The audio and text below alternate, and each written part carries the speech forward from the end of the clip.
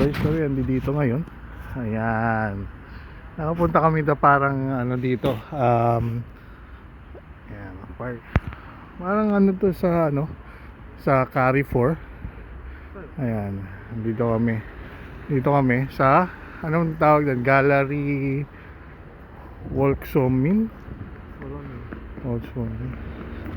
So ando din yung kabilang Carrefour, tapos yun Media Expert, yun, mga ganon. Ngayon magpupunta kami dito sa parang mall nila. So